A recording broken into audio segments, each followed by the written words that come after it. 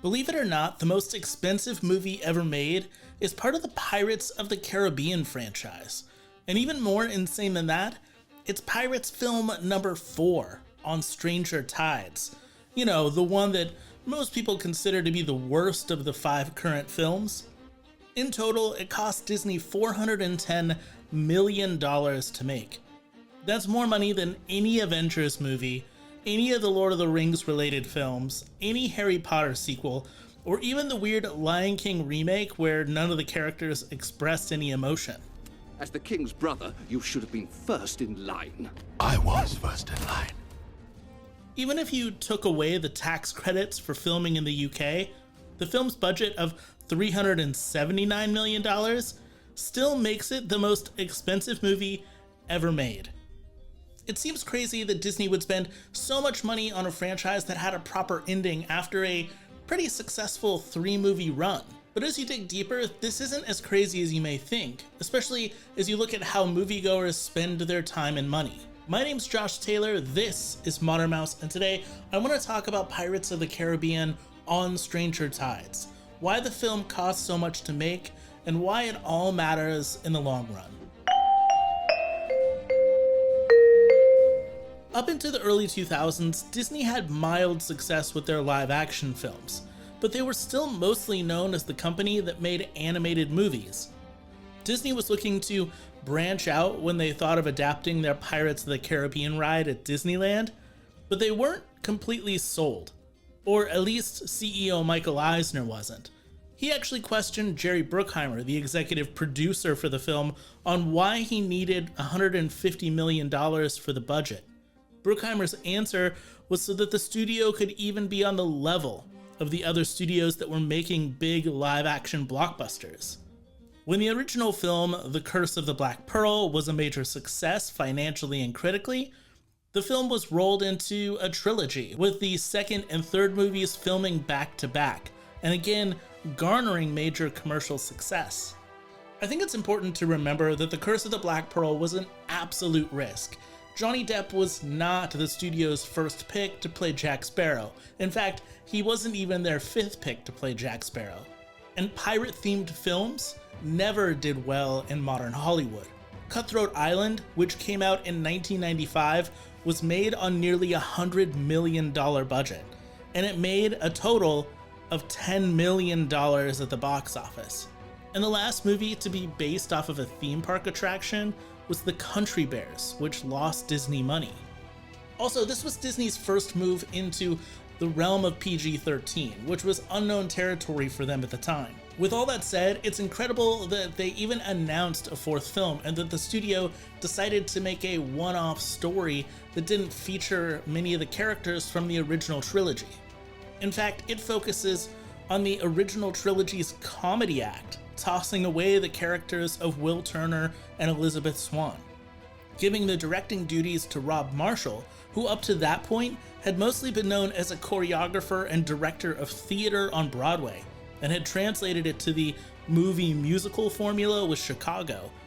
It was a bold choice. I don't know all of the costs and details behind this $410 million movie, but we do know some things that were made public, like how Disney opted to pay $55 million to Johnny Depp so that he would return to play Captain Jack Sparrow. The film was also shot in Hollywood, London, Hawaii, and various islands in the Caribbean. Some locations were so remote that the crew had to be flown in via helicopter, paddled in on a small boat, and sometimes they even used jet skis. Another major cost to keep in mind is that On Stranger Tides was shot on a 3D camera. James Cameron's Avatar brought a new boom to 3D filmmaking in 2009, and many films looked to adapt that technology, including Disney. They saw dollar signs after Avatar became the highest grossing film of all time, and the cost of shooting in 3D raised the budget dramatically. Lastly, I'm not sure whose choice it was to make the 4th Pirates film with less special effects, but the choice to be much more practical meant that the cast had to be way larger, meaning that there were more bodies to pay.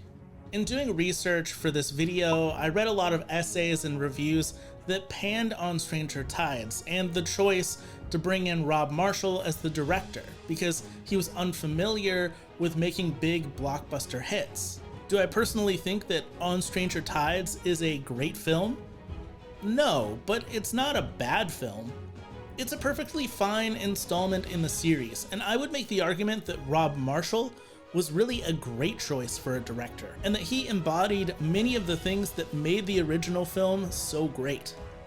The original movie, The Curse of the Black Pearl, was a major risk for Disney, and it paid off, and the following two films in the trilogy played things pretty safe. Nearly an identical crew worked on all three films, and while they did add new elements and characters here and there, the majority of what you came to expect from the first film was what was delivered in the second and third Pirates movies. It wasn't until the fourth movie, On Stranger Tides, that more big risks were taken. I have a very personal connection with the Pirates of the Caribbean films. Like so many people, the first time I ever rode Pirates of the Caribbean at a Disney theme park, I immediately fell in love with it. And every major trip that my family took back to Disneyland or Walt Disney World, I always made sure that we rode Pirates of the Caribbean. To this day, it's still one of my favorite attractions, now living 10 minutes away from Disneyland. But my real love for the franchise came with the first film. It debuted in theaters on my 18th birthday, July 9th, 2003, and I took a bunch of my friends to go see this swashbuckling pirate movie based on a ride that many of them had never been on, but I absolutely loved it.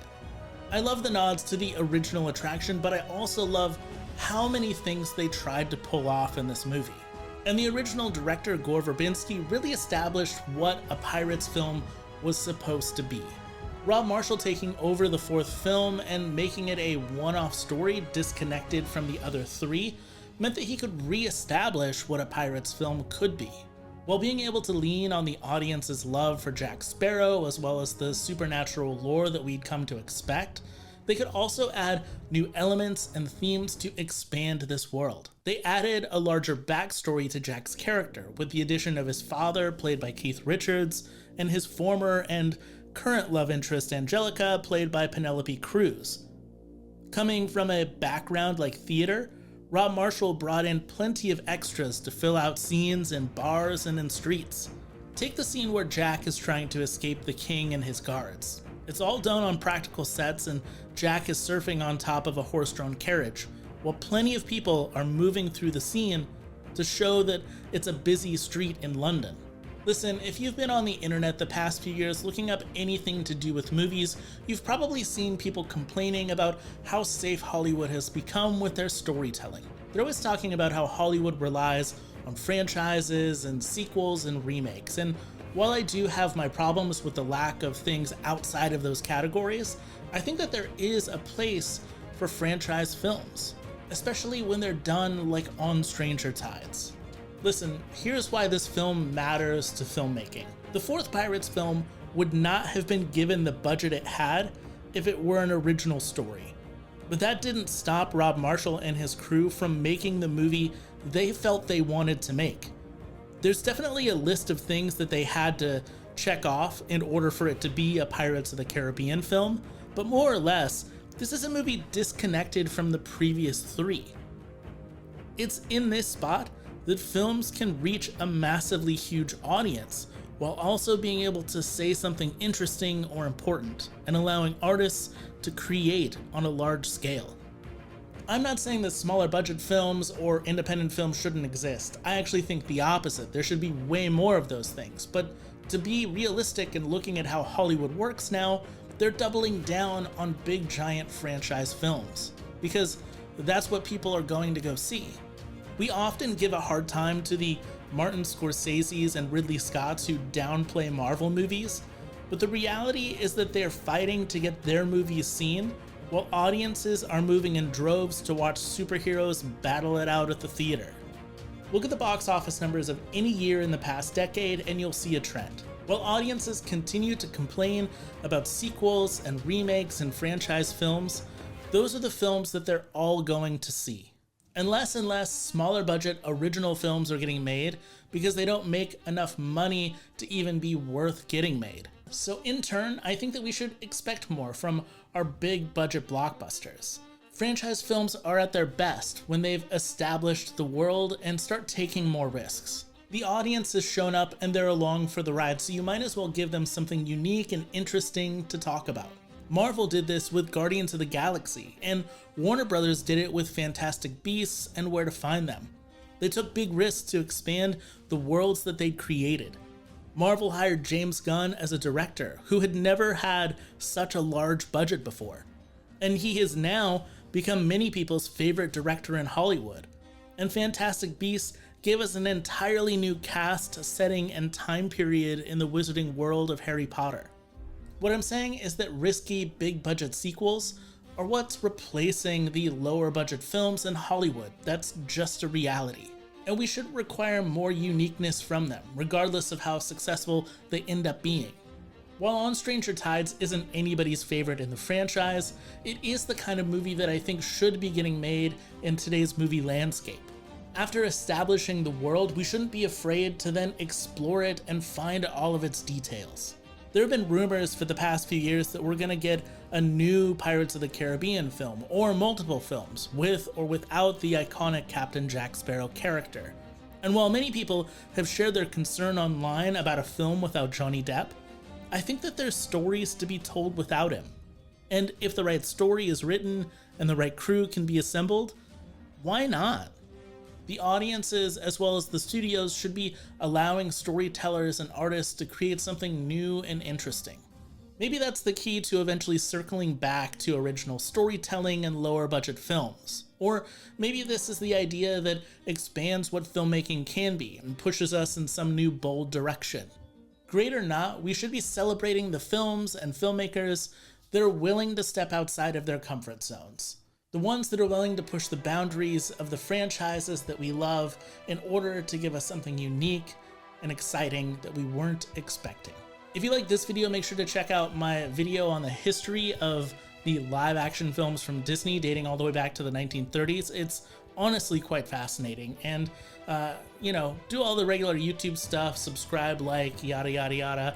And as always, my friends, thank you for watching. And until next time, keep moving forward.